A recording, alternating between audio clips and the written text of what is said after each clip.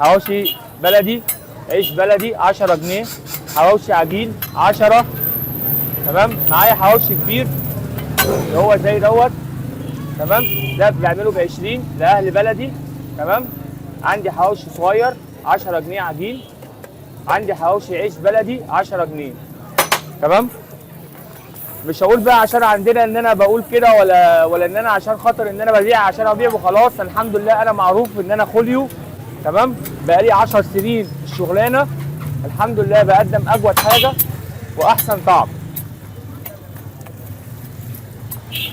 والحمد لله زبوننا بيشهد بدوت، لان احنا بنحاول على قد ما بنقدر نوصل افضل منتج للزبون عشان الاستمراريه.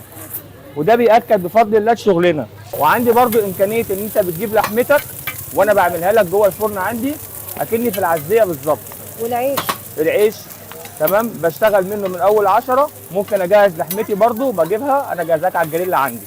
يعني لو حد جايب لك اللحمه بتاعته بجهزها له بحاسبه بس على الصنعه. والعيش بيبقى من عنده ولا من عندك؟ لا العيش من عندي انا، بحيث ان انا بعمل عيش بخامه معينه ونظام معين. طيب المكان بتاعك فين؟ المكان بتاعي في نص الاثريه جنب مكتبه الاصفر في وش زهران بتاع القماش. طب يعني الزبون بياكل ويشبع بكام بقى عندك؟ يعني انا ببص ان النهارده اسره ممكن تاكل ب 100 جنيه. تمام.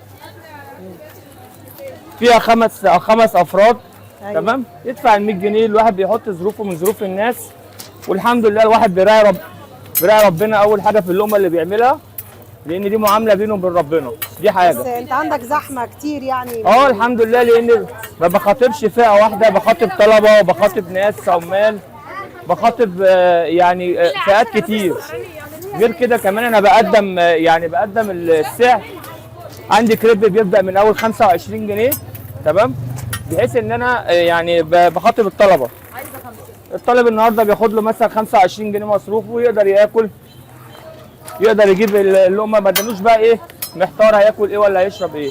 ودينا بنخف على الناس شويه، لان انا ما بطمعش في المكسب الكتير. وده الحمد لله انا معروف بده من زمان. يعني الحمد لله انا بقالي سنين في الشغلانه. في كل المحلات اللي انا فتحتها بحاول ان انا على قد ما بقدر ابص للزبون، بحط نفسي مكان الزبون.